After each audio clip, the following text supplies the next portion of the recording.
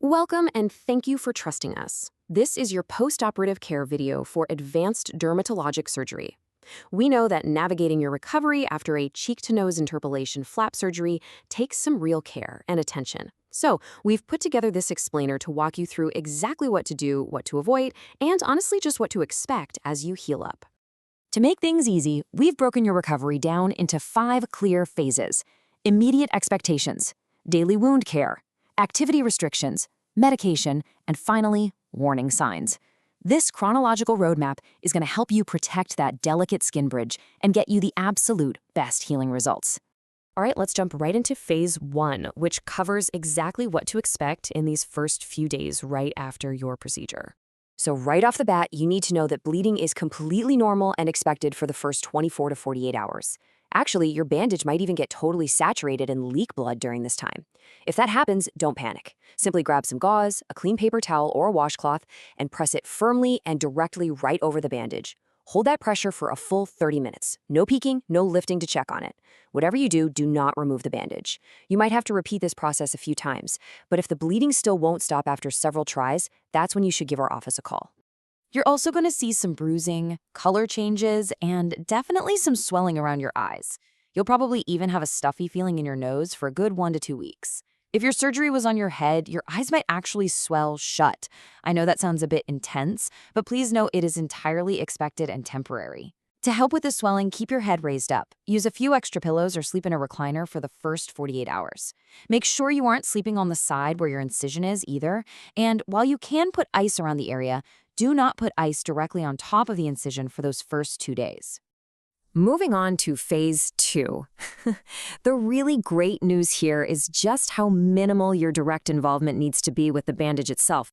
The foundation of your recovery, and honestly, the absolute most critical rule for a 2-stage repair, is protecting that bridge of tissue connecting your cheek and your nose.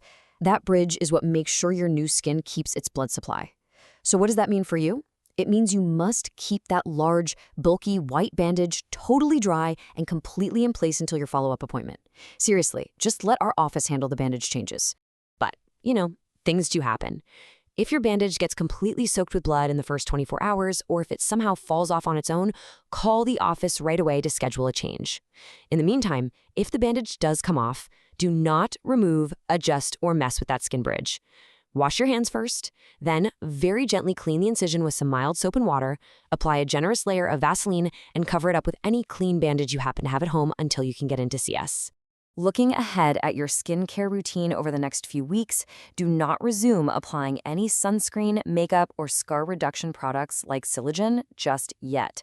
You need to wait for specific instructions regarding those products at your next appointment, which will be your 2nd stage takedown surgery in about 3 weeks. Okay, let's look at phase 3 and see how your day-to-day habits need to shift while you're recovering. To prevent raising your blood pressure and to avoid any tension that could stretch the repair or pull on the flap, you've got to avoid heavy lifting, heavy cardio, bending over, or really any strenuous activity. And this is incredibly important. Absolutely no blowing your nose until our team specifically clears you to do so, because that pulls directly on the flap. Light, easy walking is generally perfectly fine during this time, though. For phase 4, we'll focus on keeping you comfortable and properly managing your medications throughout the healing process. First up, you can safely resume all your usual medications, whether they're over-the-counter or prescriptions. If you stop taking anything before the surgery, you can go ahead and start it back up now. For pain relief, you can take 2 extra-strength Tylenol and 1 to 2 ibuprofen together every 6 hours. Just follow the directions on the bottles, assuming you don't have any medical conditions that prevent you from using that combination. Now, if one of our nurses discussed an antibiotic prescription with you today, please make sure you take it exactly as directed and finish the entire course. It's a good idea to take it with food to prevent an upset stomach, and definitely do your best not to skip any doses.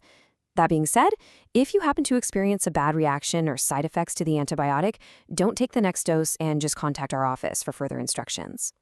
And that brings us to our final section, phase 5, which outlines exactly when you should reach out to us for medical intervention. We want you fully empowered with knowledge during your recovery, which means knowing exactly what changes to monitor your surgical site for. Watch out for strong itching combined with bright redness. That usually points to a sensitivity or an allergy to the bandage. Also, keep an eye out for signs of infection, which typically pop up between days 3 and 7.